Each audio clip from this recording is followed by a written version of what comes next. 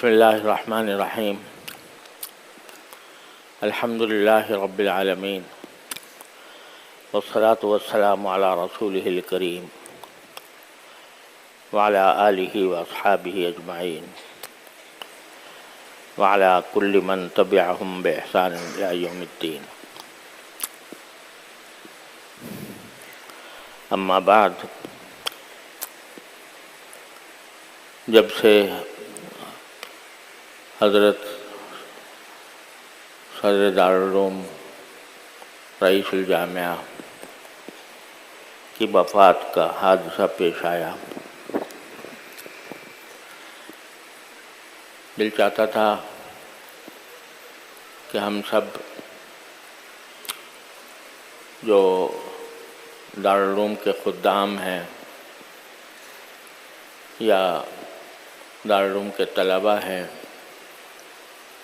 الحمدللہ سب کی حیثیت ایک خاندان کی ہے، اور اس بات کا احساس ہے کہ اس حادثے کے موقع پر سبھی کے دل ٹوٹے ہوئے ہیں، سبھی غمزدہ ہیں، رنجیدہ ہیں، اداس ہیں. اس لیے خیال ہوتا تھا کہ سب ایک مرتبہ جمع ہو کر آپس میں ایک دوسرے سے کچھ تسلی کی بات بھی کر لیں، اور اس حادثے کے موقع پر اللہ تعالیٰ نے ہمارے اساتذہ کرام سے، ہمارے طلباء سے جس نظم و ضبط کے ساتھ نماز جنازہ اور متعلقہ امور انجام دلوائے، وہ اللہ تبارک و تعالیٰ کا خاص فضل و کرم. ایک تو اس بات پر سب حضرات سے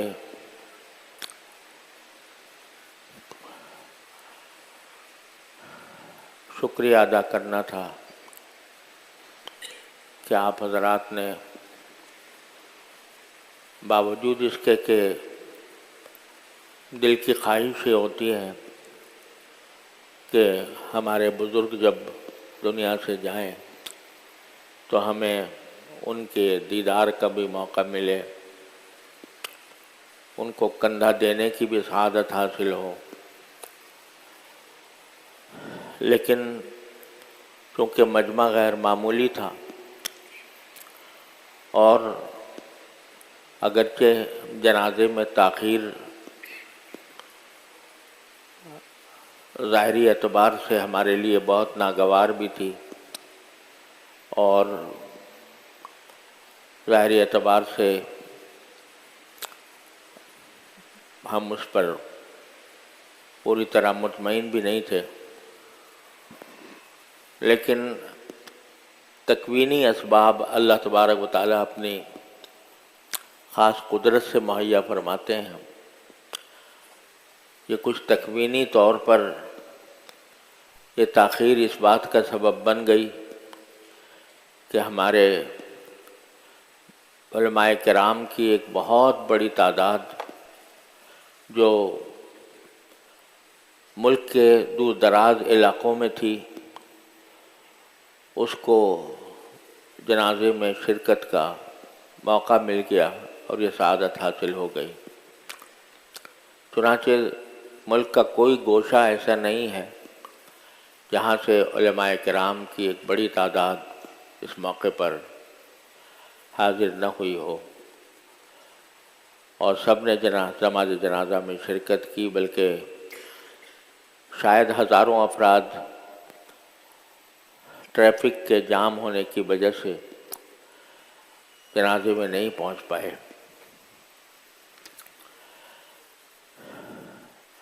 تو اس وجہ سے ہم اس بات کا اہتمام نہیں کر سکے کہ باقاعدہ लोगों को दीदार का मौका मिले या कंधे देने की सआदत हासिल हो। और मैंने एक रात पहले अपने तलबा किराम से ख़ास तौर पर ये दरख्वास्त की थी कि वो इस मौके पर नज़्म व ज़ब्त का मुज़ाहरा फरमाएँ और हज़रत सदर दारुल उलूम क़द्दसल्लाहु ताला सिर्रहु की जो खुसूसी तरबियत का अंदाज़ था उसमें नज़्म व ज़ब्त सर फ़हरिस्त था। इसलिए मैंने ये अर्ज़ किया था कि हम अगर नज़्म व ज़ब्त का मुज़ाहरा करेंगे तो इंशाअल्लाह उनकी रूह खुश होगी, और अगर बदनज़मी हुई तो उनकी रूह को तकलीफ़ होगी। माशाअल्लाह हमारे तमाम असातिज़ा किराम ने, अल्लाह ताला उनको बेहतरीन जज़ा अता फ़रमाए, और तलबा ने भी इस गुजारिश को बहुत अहमियत के साथ कबूल किया और इतने बेहतरीन नज़्म व ज़ब्त का मुज़ाहरा किया कि तलबा ने अपनी जान लगा दी, असातिज़ा ने अपनी तमाम तवानाइयाँ इस पर सर्व कर दी कि कोई बदनज़मी पैदा ना हो। इतना बड़ा मजमा जो यकीनन लाखों में था, उसको इतना बड़ा जनाज़ा शायद पूरे कराची की तारीख़ में मुझे याद नहीं है कि इतना बड़ा जनाज़ा हुआ हो। तो उसमें जिस नज़्म व ज़ब्त का मुज़ाहरा हुआ, हर शख्स उसकी तारीफ़ में रत्बुल लिसान कि इतने बड़े मजमे को जिस तरह कंट्रोल किया गया, जिस तरह उसको उसमें भगदड़ को या किसी बेनज़मी को रोका गया, तो ये अल्हम्दुलिल्लाह एक बेहतरीन मिसाल कायम हुई हज़रत सदर दारुल उलूम क़द्दसल्लाहु ताला सिर्रहु के मिजाज व मज़ाक़ की। उसमें झलक नज़र आई और सारे लोगों ने उसकी तारीफ़ की, और अल्हम्दुलिल्लाह ये नमाज़ जनाज़ा पुरसुकून अंदाज में, तजहीज़ व तकफ़ीन भी पुरसुकून अंदाज में हुई। उसमें आप हज़रात की मेहनतों का, आपके इखलास का, आपकी तरबियत का बेहतरीन नमूना अल्लाह ताला ने दिखाया। इस पर मैं आप सब हज़रात को मुबारकबाद भी पेश करता हूँ। अल्लाह ताला हमारे दरमियान इसी तरह मुखलिसाना नज़्म व ज़ब्त हमेशा कायम रखे और दारुल उलूम अपने फ़ज़ल व करम से अकाबिर के नक्श कदम पर मुसलसल चलता रहे। सदमा बड़ा अजीम है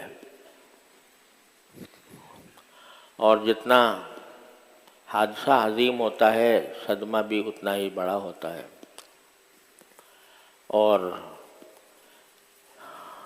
जिन लोगों ने हज़रत क़द्दसल्लाहु ताला सिर्रहु की ज़ियारत की,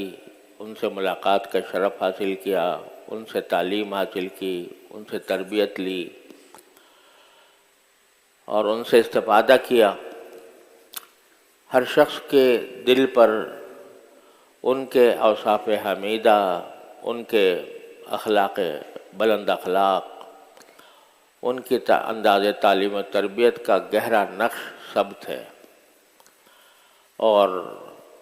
उसकी यादें सब लोग अपने अपने तौर पर दिल में लिए हुए हैं और बहुत से ज़मानों पर भी उसका इजहार होता रहा है। इस वक्त हमारे पास सारी दुनिया से, सिर्फ बर्रे सग़ीर से नहीं, पाकिस्तान, हिंदुस्तान, बांग्लादेश के अलावा अरब ममालिक से हर तरफ से ताज़ियत के पैगामात वसूल हो रहे हैं और ख़ुतूत भी आ रहे हैं, टेलीफ़ोन भी आ रहे हैं और हर तरफ से पैगामात का सिलसिला मुसलसल जारी है। लोगों की आमद भी मुसलसल जारी है। अब तक ये इज्तिमा हम इसलिए भी नहीं कर सके थे कि आमद का सिलसिला मुसलसल चल रहा है। सारे मुल्क से, मुल्क के बाहर से लोग ताज़ियत के लिए आ रहे हैं تو صدمہ بڑا ہے، لیکن اللہ جل جلالہ کی تقدیر، اس کی مشیت، اس کے اوپر رضامندی کا اظہار، یہ بھی ایک مومن کی شان ہے کہ جو اللہ تعالیٰ نے تقدیر میں لکھا ہے، ہر ایک انسان کا ایک وقت لکھا ہے، تو جتنا بھی دل میں صدمہ ہو رہا ہو، لیکن ساتھ ساتھ اللہ تبارک و تعالیٰ کی تقدیر پر راضی رہنا اور یہ کہنا کہ وَلَا نَقُولُ إِلَّا مَا يُرْضِي رَبَّنَا، کہ چاہے ہمارے دلوں میں آہیں اٹھ رہی ہوں، صدمے ہو رہے ہوں، دل میں طوفان برپا ہو غم اور صدمے کا، لیکن زبان پر وہی بات کہیں گے جو اللہ کو راضی کرنے والی ہو کہ اللہ آپ کا فیصلہ برحق ہے اور ہم اس فیصلے پر راضی ہیں۔ اگر کوئی بڑی سے بڑی قربانی کسی انسان کی موت کو مؤخر کر سکتی، تو پھر حضور نبی کریم سرور دو عالم صلی اللہ علیہ وسلم سے بڑا صدمہ جو صحابہ کرام نے اٹھایا، وہ صدمہ ہمارے اس صدمے کے مقابلے میں کچھ بھی نہیں، ہمارا صدمہ اس کے مقابلے میں کچھ بھی نہیں ہے جو صحابہ کرام نے جس صدمے کو برداشت کیا، رسول کریم سرور دو عالم صلی اللہ علیہ وسلم کے دنیا سے اٹھنے کا صدمہ۔ تو اگر کسی کی زندگی میں کچھ سانس بھی مزید اضافہ کرنے کی گنجائش ہوتی تو حضرات صحابہ کرام رضی اللہ تعالی عنہم اجمعین حضور اقدس صلی اللہ علیہ وسلم کے ہر ایک سانس کے بدلے میں اپنے ہزاروں زندگیاں قربان کرنے کے لیے تیار ہو جاتے، لیکن اللہ تعالیٰ کے فیصلے پر سب راضی ہیں، سب راضی رہے۔ اگرچہ ایسا بھی ہوا کہ حضرت فاروق اعظم رضی اللہ تعالیٰ عنہ تلوار لے کر کھڑے ہو گئے اور کہے کہ جو شخص یہ کہے گا کہ حضور اقدس صلی اللہ علیہ وسلم دنیا سے چلے گئے تو میں اس کی گردن اڑا دوں گا۔ لیکن عجیب و غریب بات ہے کہ ایسے مواقع پر جس کو جتنا قرب ہوتا ہے متوفی سے، اللہ تبارک و تعالیٰ اس وقت پر جب وہ وقت آتا ہے تو اتنا ہی اس کے اوپر صبر و سکینت نازل فرماتے تھے۔ یہ کچھ اللہ تبارک و تعالیٰ کی سنت ہے کہ وہ اس پر اتنا ہی صبر و سکینت نازل کر دیا جاتا ہے۔ حضرت صدیق اکبر رضی اللہ تعالیٰ عنہ سے زیادہ سرکار دو عالم صلی اللہ علیہ وسلم سے محبت کرنے والا کون ہوگا؟ اس درجہ محبت کہ جب یہ آیت نازل ہو رہی ہے کہ اذا جاء رسول اللہ والفتح ورأیت الناس يدخلون فی دین اللہ افواجا، تو سب اس پر خوشی منا رہے ہیں کہ اللہ تبارک و تعالیٰ نے مسلمانوں کی فتح کی یہ بشارت عطا فرمائی ہے اور یہ بتایا ہے کہ فوج در فوج لوگ اسلام میں داخل ہو رہے ہیں۔ اس موقع پر سب تو خوشی منا رہے ہیں، لیکن ایک بوڑھا بیٹھا ہوا رو رہا ہے، اور وہ صدیق اکبر رضی اللہ تعالیٰ عنہ۔ وہ اس لیے رو رہا ہے کہ وہ جانتا ہے کہ جب یہ کہا گیا کہ اللہ کی طرف سے مدد آ گئی، فتح آ گئی اور لوگ فوج در فوج اسلام میں داخل ہو رہے ہیں، تو اس کا مطلب یہ ہے کہ سرکار دو عالم صلی اللہ علیہ وسلم کی دنیا میں تشریف آوری کا مقصد پورا ہو گیا۔ تو اب بظاہر یہ علامت اس بات کی ہے کہ سرکار دو عالم صلی اللہ علیہ وسلم جلد ہم سے رخصت ہو جائیں گے۔ اس وقت تو رو رہے ہیں، اور نبی کریم سرور دو عالم صلی اللہ علیہ وسلم کی وفات کے اندیشے سے ان کا دل مغموم اور صدمے سے لبریز ہے۔ اور اسی طرح اس وقت جب رسول کریم صلی اللہ علیہ وسلم نے صحابہ کرام سے یہ خطاب فرمایا کہ ایک اللہ کے بندے کو اللہ نے اختیار دیا تھا دنیا کے درمیان اور اپنے پاس بلانے کے درمیان، تو اس بندے نے اللہ تعالیٰ کی طرف کو اختیار کر لیا۔ اس وقت بھی بیٹھے ہوئے رو رہے ہیں حضرت صدیق اکبر رضی اللہ تعالیٰ عنہ، اور اس بات کا ان کو اندیشہ ہے کہ سرکار دو عالم صلی اللہ علیہ وسلم جلد تشریف لے جائیں گے دنیا سے۔ وہ صدیق، وہ یار غار، وہ صحابی، وہ رسول کریم صلی اللہ علیہ وسلم کا جانثار، جو ہجرت کے موقع پر چاروں طرف دیکھتا ہوا آگے بڑھتا تھا کہ کوئی حضور اقدس صلی اللہ علیہ وسلم کو نقصان نہ پہنچا دے۔ اس سے زیادہ رسول کریم صلی اللہ علیہ وسلم کا عاشق کون ہوگا؟ لیکن جب وقت آیا سرکار دو عالم صلی اللہ علیہ وسلم کی وفات کا، اس وقت کوہ استقامت بن کر کھڑے ہوئے۔ فاروق اعظم رضی اللہ تعالیٰ عنہ کہہ رہے ہیں کہ جو کہے گا کہ نبی کریم صلی اللہ علیہ وسلم کی وفات ہو گئی، اس کی گردن اڑا دوں گا۔ لوگوں کے دلوں پر اور دماغوں پر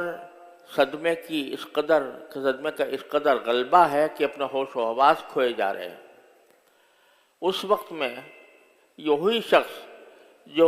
کچھ دن پہلے سرکار دو عالم صلی اللہ علیہ وسلم کی وفات کے تصور سے رو رہا تھا، وہ آتا ہے، آ کے بوسہ دیتا ہے سرکار دو عالم صلی اللہ علیہ وسلم کی پیشانی اقدس کو، اور بوسہ دے کر یہ کہتا ہے کہ لن یجمعک اللہ لک اللہ الموتتین طبت حیا و میتا۔ آپ نے زندگی بھی بہترین گزاری، اور آپ زندگی کی حالت میں بھی طیب تھے اور موت کے بعد بھی طیب ہیں، اور لن یجمع اللہ علیک الموتتین، اللہ تعالیٰ آپ کے لیے دو موت جمع نہیں کرے گا۔ جو دنیا کے اندر آپ کو جانا تھا تو وہ آپ کو موت آ گئی۔ اور پھر خطبہ دیا۔ وہ لوگ جو اس صدمے سے بدحواس تھے اور ان کو سمجھ میں نہیں آ رہا تھا کہ کیا کریں، تو اس وقت میں خطبہ دیا، اور خطبہ بھی ان الفاظ میں کہ من کان یعبد محمدن فإن محمدن قد مات۔ وہاں رسول اللہ بھی نہیں کہا، وہاں سرکار دو عالم صلی اللہ علیہ وسلم کے لیے کوئی بہت بڑے تعظیمی الفاظ بھی استعمال نہیں کیے، بلکہ یہ کہا کہ من کان یعبد محمدن فإن محمدن قد مات ومن کان یعبد اللہ فإن اللہ حی لا یموت۔ جو محمد کی عبادت کرتا تھا تو وہ سن لے کہ محمد کا انتقال ہو گیا، انا للہ و انا الیہ راجعون۔ اور جو اللہ کی عبادت کرتا تھا تو اللہ زندہ ہے، کبھی مرنے والا نہیں ہے۔ اور پھر وہ آیت تلاوت کی، وما محمد الا رسول قد خلت من قبلہ الرسل افإن مات او قتل انقلبتم علی اعقابکم۔ وہ آیت پڑھی تو صحابہ کرام کہتے ہیں کہ ایسا معلوم ہوتا ہے کہ ہم یہ آیت بھولے بیٹھے تھے، اور جیسے کہ اس وقت نازل ہوئی جو یہ آیت کہ وما محمد الا رسول قد خلت من قبلہ الرسل افإن مات او قتل انقلبتم علی اعقابکم۔ تو اس سے صحابہ کرام کو حوصلہ ملا، صحابہ کرام کو کہ صدموں پر، ان کے زخموں پر جیسے کسی نے مرہم رکھ دیا، اور اب پریشان تھے صحابہ کرام کہ آیا رسول کریم سرور عالم صلی اللہ علیہ وسلم کی نماز جنازہ ہوگی یا نہیں ہوگی، ہوگی تو کس طرح ہوگی، آپ کو غسل دیا جائے گا تو کس طرح دیا جائے گا۔ تو ہر ایک آدمی جا کر صدیق اکبر سے پوچھتا تھا کہ اے ابو بکر، کیا ہم نماز پڑھیں گے رسول اللہ صلی اللہ علیہ وسلم پر؟ کیا ہم غسل دیں گے؟ کیا ہم ان کو کفن پہنائیں گے؟ یہ ساری باتیں، پریشان ہیں سارے، لیکن جس کا تعلق سب سے زیادہ تھا سرکار دو عالم صلی اللہ علیہ وسلم کے ساتھ، وہ ایک پیکر استقامت بنا ہوا ہے، مرجع بنا ہوا ہے۔ ہر آدمی جا کر اس سے پوچھ رہا ہے کہ ہمیں کیا کرنا ہے۔ تو یہ اللہ تعالیٰ کی سنت ہے کہ جس کو جتنا زیادہ قرب ہوتا ہے، جب وقت آتا ہے تو اللہ تبارک و تعالیٰ اس کے اوپر صبر و سکینت وہ سب سے زیادہ نازل فرماتے ہیں، اس کو بہت اللہ تبارک و تعالیٰ اس کو نوازتے ہیں، اس کو دوسرے لوگوں کے لیے صبر کا ذریعہ بناتے ہیں، اس کو دوسرے لوگوں کے لیے تسلی کا ذریعہ بناتے ہیں۔ تو اللہ تبارک و تعالیٰ کی یہ سنت ہے۔ تو الحمدللہ آپ سب حضرات دارالعلوم کے تمام اساتذہ کرام، تمام طلباء، تمام متعلقین، تمام کارکنان، ان کا تعلق حضرت والا سے الحمدللہ ایسا ہی تھا کہ ہر شخص، میرے خیال میں مجھے کوئی فرد ایسا نہیں نظر آتا کہ جس کے دل میں حضرت والا قدس اللہ تعالیٰ سرہ کی طرف سے کوئی ادنا قدورت ہو، ادنا قدورت بھی کسی کے دل میں نہیں ہوگی۔ سب حضرت والا سے اتنا ہی قریب تھے۔ اس واسطے اللہ تعالیٰ کی رحمت سے امید ہے کہ انشاءاللہ سب کو صبر عطا ہوگا، سب کو تسلی ملے گی۔ لیکن یہ سمجھنا چاہیے کہ کسی کی وفات پر رنجیدہ ہونا، یہاں تک کہ رونا، یہ بھی صبر کے منافی نہیں ہے۔ صدمے کا اظہار حدود کے اندر رہ کر کرنا، یہ بھی صبر کے منافی نہیں ہے۔ لیکن جو صبر کے معنی ہے وہ یہ ہے کہ ہم اللہ تعالیٰ کی تقدیر سے ہمیں کوئی شکوہ نہیں، اللہ تعالیٰ کی تقدیر سے کوئی گلہ نہیں، اللہ تعالیٰ کی تقدیر پر ہم راضی ہیں۔ اگرچہ ہمارے دل میں آگ بھڑک رہی ہو، شعلے بھڑک رہے ہوں کہ اس تکلیف کے، صدمے کے، رنج کے، لیکن زبان پر اللہ تبارک و تعالیٰ کی رضا سے رضا کا اظہار ہو، اور القلب یحزن والعین تدمع ولا نقول الا ما یرضی ربنا، کہ آنکھوں سے آنسو بھی جاری ہو سکتے ہیں، دل میں غم کے پہاڑ بھی ٹوٹ سکتے ہیں، لیکن زبان پر ہمارے یہی ہوگا جو ہمارے پروردگار کو راضی کرنے والا ہو کہ اللہ ہم آپ کی تقدیر پر راضی ہیں۔ اور جب اس کا بہترین طریقہ خود قرآن کریم نے ہمیں سکھا دیا کہ الذین اذا اصابتهم مصیبۃ قالوا انا للہ و انا الیہ راجعون، یہ انا للہ و انا الیہ راجعون یہ ایسے کلمات ہیں کہ اگر آدمی ذرا بھی اس کے اندر غور سے دیکھے تو اس میں تسلی کے بڑے عظیم سامان ہیں۔ انا للہ کے معنی یہ ہے کہ ہم اللہ کے ہیں، یعنی ہم سب اللہ کے ہیں، لہذا اللہ ہمارا مالک ہے، وہ ہمارا خالق ہے، اسی کے فیصلے نافذ ہوتے ہیں، اور ہمیں اس کے کسی فیصلے کے اوپر کوئی اعتراض نہیں۔ اور انا الیہ راجعون کے معنی یہ ہے کہ جس کی جدائی پر ہم صدمہ کر رہے ہیں، جس کی جدائی پر ہم مغموم ہیں، اس کے ساتھ یہ جدائی ہمیشہ کے لیے نہیں ہے، بلکہ وہ عارضی ہے، ہمیں بھی وہیں جانا ہے، ہمیں بھی وہیں پہنچنا ہے۔ اللہ تبارک و تعالیٰ اگر ایمان اور عمل صالح کے ساتھ ہمیں اس دنیا سے لے جائے تو انشاءاللہ وہاں ملاقات ہوگی، اور ہمیشہ کے لیے ہوگی۔ اس ملاقات کو کوئی توڑ نہیں سکے گا، اس ملاقات میں کوئی انقطاع نہیں ہوگا، اس میں کوئی وقفہ نہیں ہوگا۔ اللہ تبارک و تعالیٰ وہاں پر انشاءاللہ ملاقات کرائیں گے۔ انا الیہ راجعون کے معنی یہ ہے۔ تو آدمی کا دل چاہے صدمے سے لبریز ہو،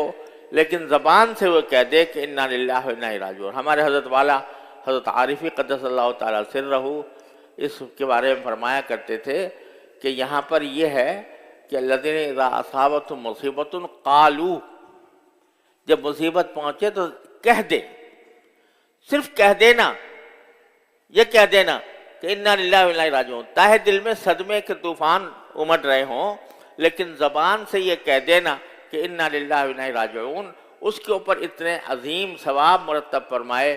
کہ اولئک علیہم صلوات من ربہم ورحمہ واولئک هم المہتدون۔ ہمارے حضرت فاروق اعظم رضی اللہ تعالیٰ عنہ فرماتے ہیں کہ اولئک علیہم صلوات من ربہم ورحمہ واولئک هم المہتدون۔ اس کے بارے میں فرمایا کہ نعم العدلان و نعم العلاوہ۔ ایک تو یہ بات ہے کہ یہ فرمایا گیا کہ ان کے اوپر صلوات ہیں، صلوات الگ فرمایا، رحمہ الگ فرمایا، تو معلوم ہوا صلوات جو ہے رحمت سے کوئی اور اعلیٰ چیز ہے صلوات، ورنہ پھر جو ہے رحمت کو الگ سے ذکر کرنے کی ضرورت نہیں تھی، رحمت تو ہے ہی، لیکن صلوات کوئی اس سے بھی آگے کی چیز ہے، رحمت سے بھی آگے کی کوئی چیز ہے جس کو ہم ادراک نہیں کر پاتے، جس کا ہم تصور نہیں کر سکتے، یا اللہ جل جلالہ کی کوئی خاص عطا ہے جو وہ ملے گی انشاءاللہ صلوات کی شکل میں۔ تو حضرت فاروق اعظم رضی اللہ تعالیٰ عنہ فرماتے ہیں کہ نعم الادلان و نعم العلاوہ، جب کوئی سامان لادا جاتا تھا مثلا کسی خچر پر، تو اس کے ایک جھولی تو دائیں طرف ہوتی تھی اور ایک بائیں طرف ہوتی تھی۔ اس کو عربی میں عدلین کہتے ہیں، یہ بھی ایک عدل ہے اور یہ بھی ایک عدل ہے، دونوں مل کر عدلان۔ اور پھر کوئی چیز بیچ میں اس کی پشت پر رکھی جاتی تھی، اس کو علاوہ کہتے تھے۔ تو حضرت فاروق اعظم فرماتے ہیں کہ اولئک علیہم صلوات من ربہم ورحمہ واولئک هم المہتدون، کہ دو تو عدل ہیں، صلوات اور محتدون، اولئک هم المہتدون، اور رحمہ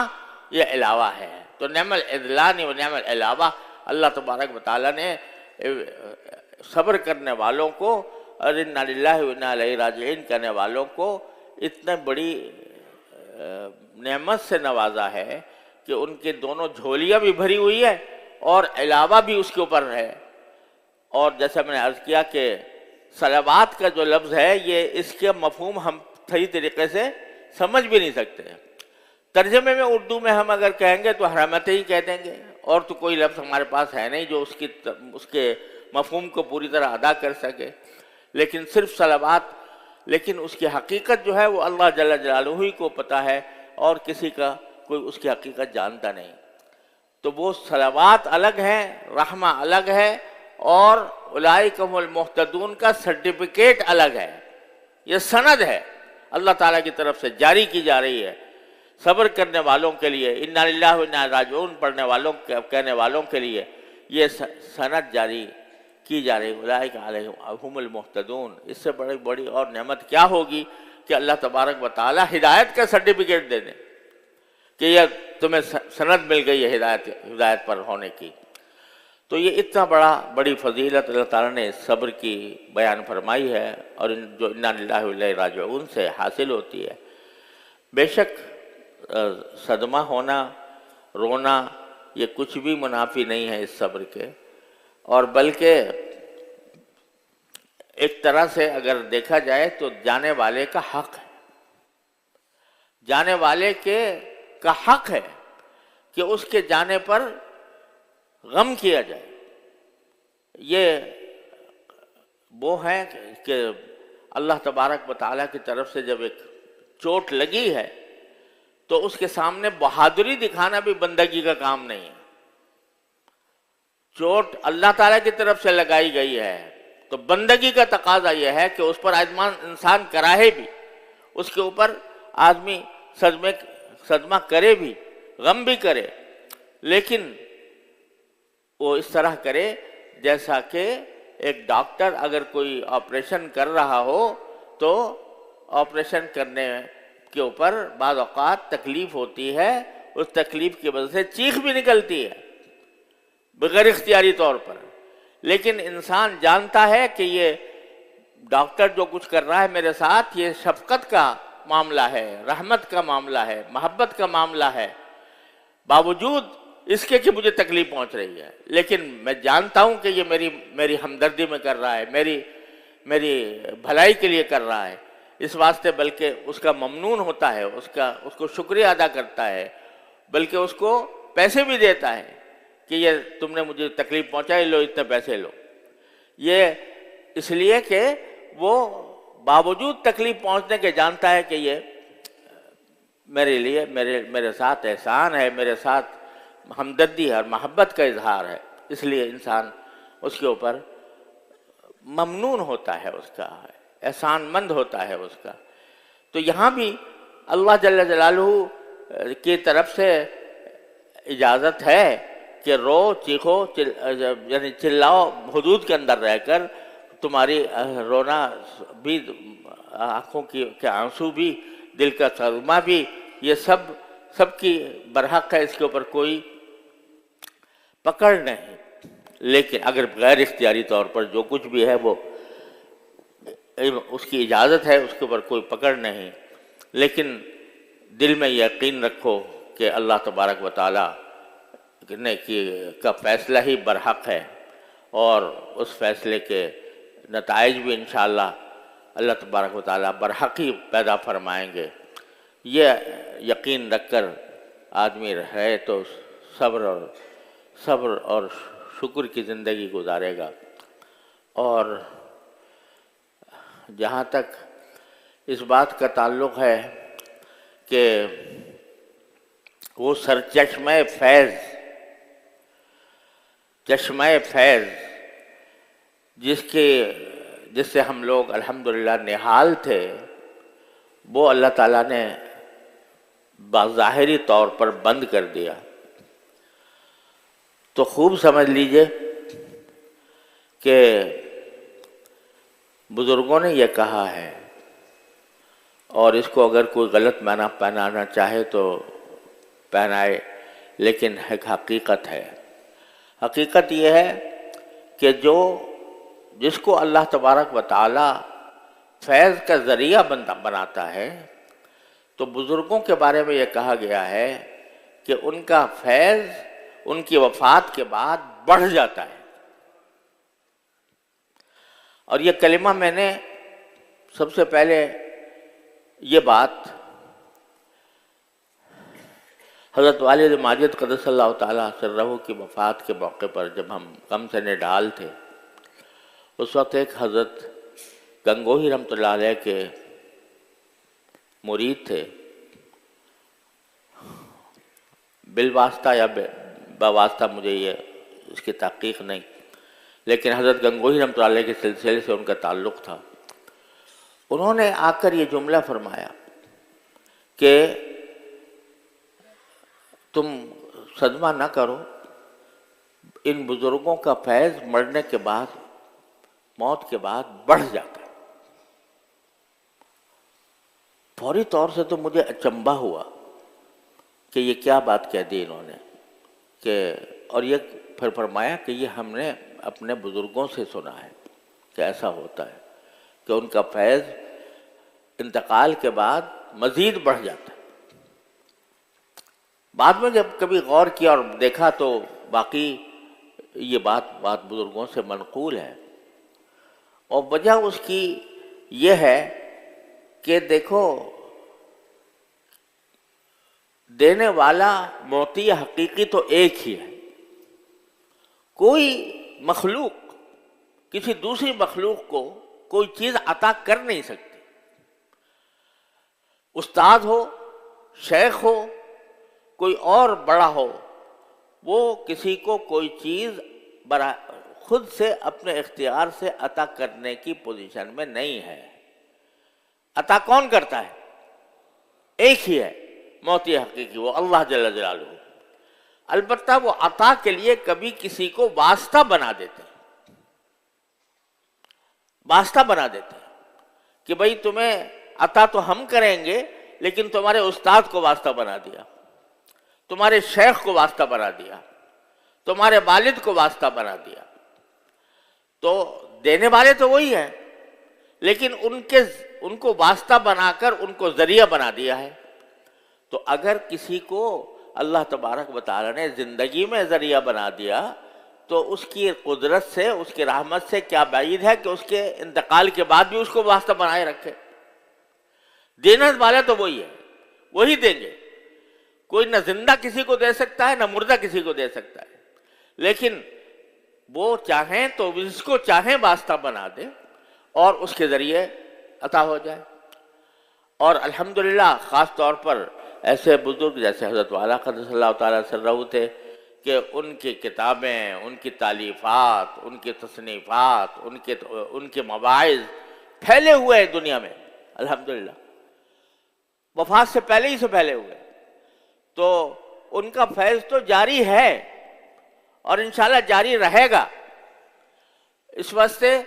یہ بات کہ بھئی ہم اس سرچشمہ فیض سے محروم ہو گئے، یہ بھی یعنی انشاءاللہ اللہ تعالیٰ سے امید رکھنی چاہیے کہ وہ چشمہ فیض جاری ہے، جاری رہے گا، اور اللہ تعالیٰ کو تبارک و تعالیٰ اس کو واسطہ جس طرح زندگی میں بنایا تھا تو اس طرح اب وفات کے بعد بھی اللہ تعالیٰ اس کو واسطہ بنائیں گے۔ اس واسطے ہمارے پاس ایک تسلی کے بڑے سامان ہیں۔ ایک غیر مومن کے لیے تو تسلی کا کوئی راستہ نہیں، جس کا ایمان نہ ہو اللہ پر، اللہ کی تقدیر پر، اللہ کی مشیت پر،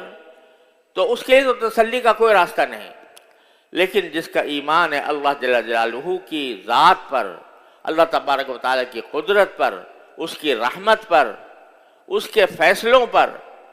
اس کی مشیت کے فیصلوں پر، تو اس کے لیے تسلی کے بے شمار راستے ہیں کہ یہ تو ایک عارضی جدائی ہے، انا الیہ راجعون، ہم بھی وہاں جانے والے ہیں۔ اور یہ عارضی جدائی کے اندر بھی آپ کے تحفوں کے پیکٹ پہنچ سکتے ہیں وفات یافتہ بزرگ کے پاس۔ اصال ثواب کرو، تحفہ بھیج دو۔ اور ایک روایت میں ہے کہ جب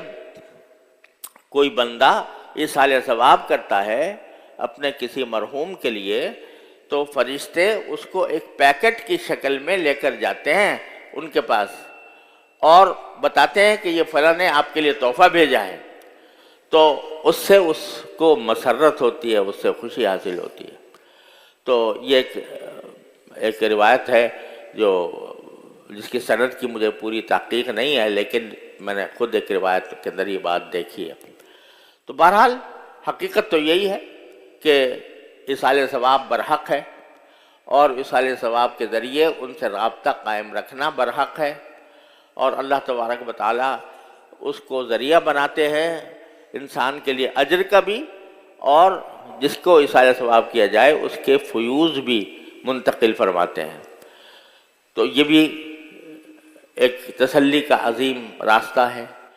اور پھر تیسرا تسلی کا راستہ یہ کہ انا للہ و انا راجعون کہنے کے اوپر اتنے فضائل اللہ تبارک و تعالیٰ نے عطا فرمائے۔ چوتھا یہ کہ انشاءاللہ ان کے فیوز بند نہیں ہوئے اور وہ جاری ہیں، اور اس سے ہم آج بھی استفادہ کر سکتے ہیں۔ اللہ تبارک و تعالیٰ ہمیں سب کو اس کی سمجھ عطا فرمائے، اور اس کے مطابق اللہ تبارک و تعالیٰ ہمیں توفیق دے کہ ایسے موقع پر وہی رویہ اختیار کریں جو اللہ تعالیٰ کو راضی کرنے والا ہو۔ اللہ تبارک و تعالیٰ ہم سب کو اس کی توفیق عطا فرمائے۔ وآخر دعوانا الحمدللہ رب العالمین۔ اچھا بھائی، بس سب حضرات سے یہ گزارش ہے کہ ان کا ہم پر حق ہے، اور وہ حق یہی ہے، دیکھو دو چیزیں یہ بھی میں عرض کر دوں، دو چیزیں ہیں، ایک دعائے مغفرت اور ایک اصال ثواب۔ تو اس میں حضرت حکیم الامت مولانا تھانوی قدس اللہ تعالیٰ سرہ نے یہ فرمایا کہ دعائے مغفرت اصل ہے اور اصال ثواب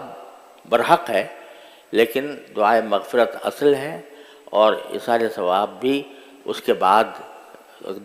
اصال ثواب کا درجہ اس کے بعد ہے۔ وجہ اس کی یہ ہے کہ نبی حضور اقدس صلی اللہ علیہ وسلم جب یہ فرمایا کہ اذا مات ابن آدم انقطع عملہ الا من ثلاث، کہ جب کسی کا انتقال ہوتا ہے تو اس کے اعمال ختم ہو جاتے ہیں سوائے تین چیزوں کے، اس میں او ولد صالح یدعو لہ، کہ ایک جو جس کا عمل جاری رہتا ہے وہ ولد صالح یدعو لہ، کوئی ایسی اولاد جو اس کے لیے دعا کرتی رہے۔ تو ہم سب روحانی اولاد ہیں، تو اس لحاظ سے دعا جو ہے حضرت فرماتے ہیں وہاں پر اصال ثواب کا ذکر نہیں فرمایا بلکہ دعا کا ذکر فرمایا، اس واسطے دعا اصل ہے۔ اس بات کی دعا کہ اللہ تعالیٰ ان کی مغفرت فرمائے، ان کے درجات، ان کو درجات عالیہ عطا فرمائے۔ اور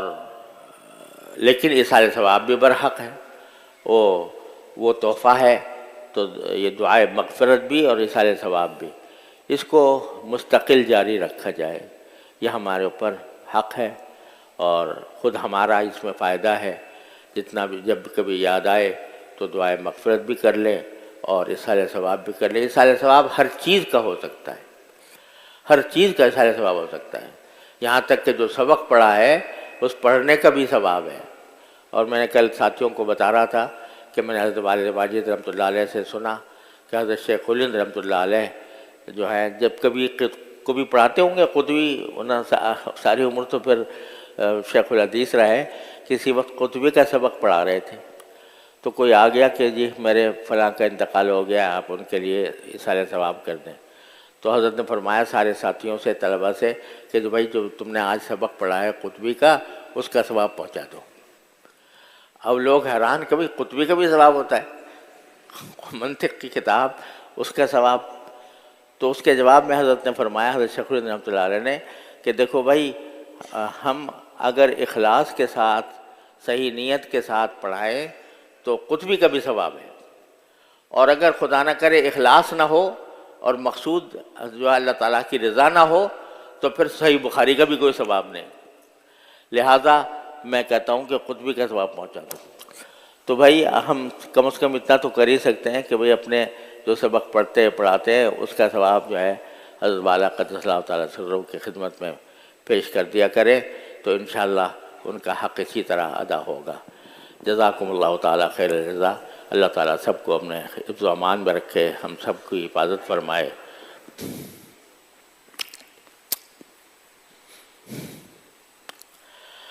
یہ کوئی ساتھی ہیں، ان کا پرچہ آیا ہے کہ میں متوسطہ چہارم کا طالب علم ہوں، میرا بھائی جس کا نام ابو ہریرہ ہے وہ بہت زیادہ بیمار ہے، گزشتہ دنوں اس کا آپریشن ہوا ہے اور ابھی بھی وہ وینٹیلیٹر پر ہے، لہذا آپ سے بہت زیادہ دعاؤں کی درخواست ہے، بھئی دعا کر لو اس کے لیے۔ اللہم صلی علی سیدنا محمد کما صلیت علی ابراہیم۔ یا اللہ اپنے فضل و کرم سے اس کو عافیت عطا فرما، یا اللہ اس کو اپنے رحمت سے صحت و عافیت عطا فرما۔ یا اللہ اور بھی ہمارے متعلقین میں، دارالعلوم کے اساتذہ میں، طلبہ میں، متعلقین میں، ان کے متعلقین میں، یا اللہ جو لوگ بیمار ہیں، یا اللہ اپنے فضل و کرم سے ان کو شفاء کامل عاجل مستمر عطا فرما۔ یا اللہ ان سب کو شفاء کامل عاجل مستمر عطا فرما۔ یا اللہ ان کو شفاء کامل عاجل مستمر عطا فرما۔ یا اللہ یا رحمان یا رحیم یا کریم، ہمارے ابو حضرت صدر دارالعلوم قدس اللہ تعالیٰ سرہ کی وفات کا جو سانحہ ہمارے ساتھ پیش آیا ہے، یا اللہ اپنی رحمت سے اس پر ہم سب کو صبر جمیل عطا فرما، اجر جزیل عطا فرما۔ ان کے فیوض کو ہمیشہ جاری و ساری رکھیے، ان کے فیوض کو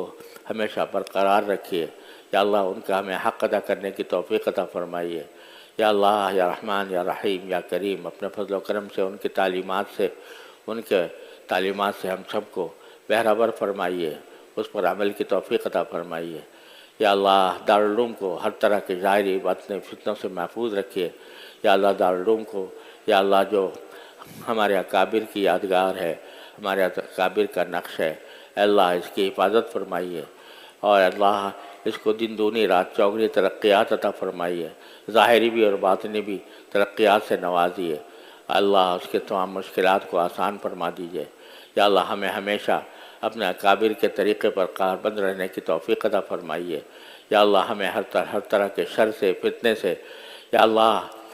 شیطان کے بہکانے سے، اے اللہ نفسانی خواہشات کے پیچھے چلنے سے، اے اللہ ہماری حفاظت فرمائیے۔ ہمیں اخلاص کے ساتھ دین کی تعلیم اور تعلم کا فریضہ ادا کرتے رہنے کی توفیق عطا فرمائیے۔ ہر طرح کے شر سے، فتنے سے، یا اللہ آفات سے ہمارے دارالعلوم کی حفاظت فرمائیے۔ یا اللہ اپنے فضل و کرم سے حاسدین کے حسد سے اس کی حفاظت فرمائیے، چشم بد سے حفاظت فرمائیے۔ اے اللہ ہم سب کے دلوں میں اخلاص پیدا فرما دیجیے، صدق پیدا فرما دیجیے، صدق و اخلاص کے ساتھ دارالعلوم کی خدمت کی توفیق عطا فرمائیے۔ یا اللہ صدق و اخلاص کے ساتھ دارالعلوم کی خدمت کرنے کی توفیق عطا فرمائیے۔ وصلی اللہ تعالیٰ علی خیر خلقہ سیدنا مولانا محمد وعلی آلہ واصحابہ اجمعین، آمین برحمتک یا